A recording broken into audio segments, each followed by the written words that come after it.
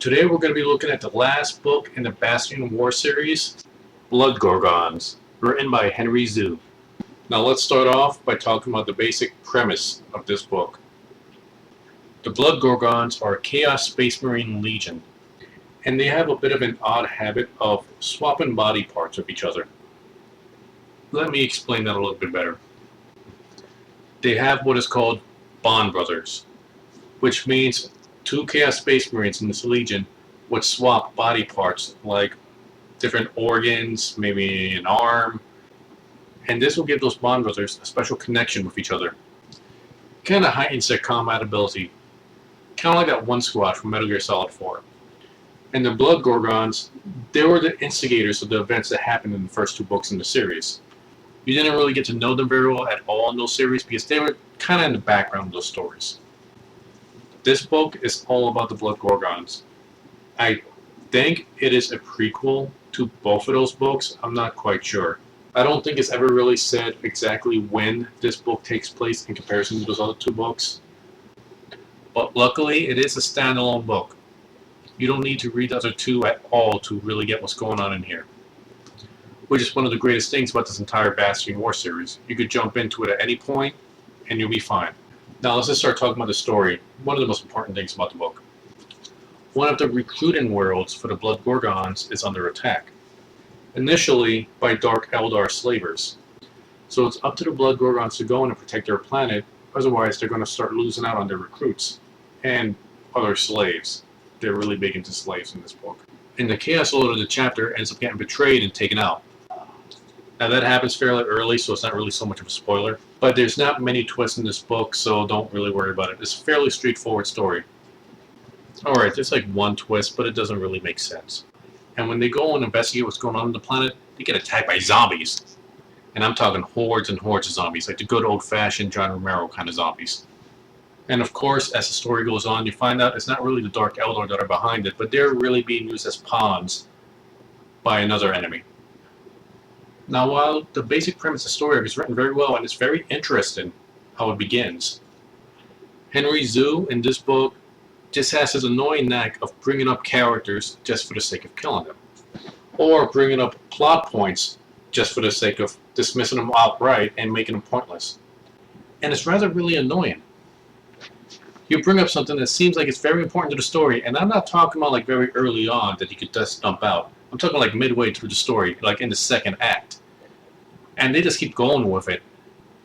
And then they'll abandon that side story off camera. Not really off page. I guess that wouldn't really work out. It's just abandoned in a not very dignified way. I don't know how else I could explain that. He would also bring up a character, just kind of explain a short backstory on the character, just to eliminate them. And some story elements are brought up just to be abandoned. But really, those side stories aren't really that important.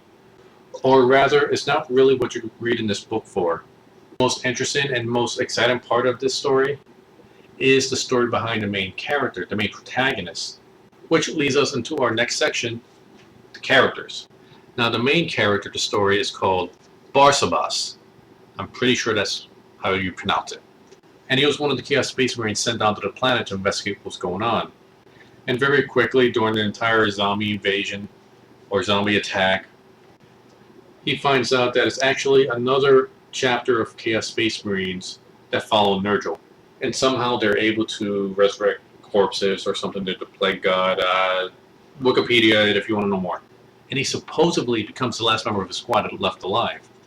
But don't forget what I mentioned earlier about the Bond Brothers. You see, what I forgot to mention about Bond Brothers is when your Bond Brother dies, it kind of affects the living Bond Brother like to a great like mental psychic effect. Like they just go like into berserker rage and maybe in a coma, or they definitely feel it in a very negative way. But Barsabas never felt it, so he knows his Bond Brother is alive. He can kind of feel him somewhere. So now he adds his personal mission, not only to try to stop what's going on with the invasion on his planet, but also to try to rescue his Bond Brother. Not because he has some sort of affection for him, but because he feels that he would be losing a very important tactical asset by losing his Bond Brother. Dude, the Chaos Space Marines, they don't really have a heart. There is a Dark Eldar character that Barsabbas just really turns into his whipping boy. Now I know a little bit about the Dark Eldar, not much, but from what little I know, he does write them pretty well. One aspect about the Dark Eldar is that they're all about, for lack of a better phrase, fetish pleasure. Any kind of physical or emotional pleasure they can get, usually on the sadistic side. So one would find it very difficult to torture a Dark Eldar, since giving him pain actually makes him feel good. But our boy Barsabbas finds out a way, and it's a pretty creative way. I liked it. Essentially, it's pretty much numbing his entire body so it can't feel anything. And the guy just freaks. And even though the Dark Eldar is like really twisted and he was the cause of all this mayhem and murders and stuff, he ends up getting dragged around by Barsabbas, and you almost feel sorry for him. Even after the guy seems like he's getting Stockholm Syndrome for some reason. Anyway, so let's move on to the antagonists. Aside from the Nurgle Chaos Space Marines, the real antagonist you run into is the traitor himself, a sorcerer of the Blood Gorgons. And his name is... that right there. I'm going to call him the Chaos Sorcerer. And the fact that he's a traitor isn't hidden at all. It's very obvious and blatant. But then again, this book isn't really written to try to break any boundaries.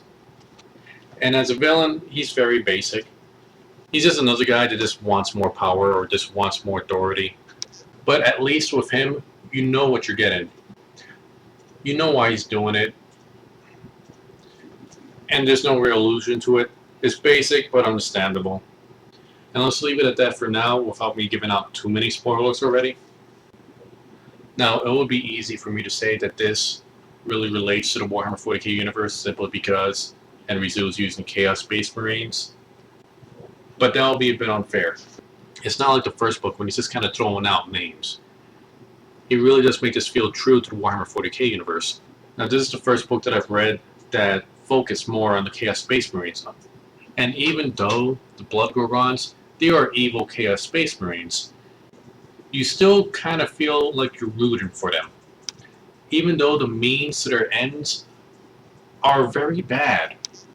While following Barsabbas' story, he is essentially involved in the genocide of entire people on this planet just so he could sneak into the enemy base. And even knowing that he's using them as cannon fodder, you really believe that this is something that would work for this character. He's not really evil for the sake of being evil. He just doesn't see them as anything more than tools. Now, if you're just getting into the Warhammer books, I'm not sure if this would be a good one to start off with. You kind of get thrown into a lot with the Chaos Space Marines, two different legions for that matter, the Blood Gorgons and the Plague Marines that follow Nurgle. That might get a little bit confusing. And then you throw into that mix the Dark Eldar, the human inhabitants on the planet with their own society. A bit of a primitive society. The way the slaves react to the Chaos Space Marines in their own battle barge. And without some foreknowledge, it might be a little bit confusing. I'm sure a lot of you will still be able to pick it up. And if you're okay with Wikipedia and some information, you might want to pick up about Dark Eldars and Space Marines, Chaos Space Marines. They'll help out a lot. Not really necessary. But if you're feeling adventurous, it's not a bad way to start. Not necessarily a good way to start. It's better books to start off with. As far as this series is concerned, I'll start off with the second one. So my final tally on this series is no, yes, yes. Now next week, I'm going to start in the Book of Tomb of Fire trilogy based on the Salamanders. Now those are my opinions. Take them for what they're worth.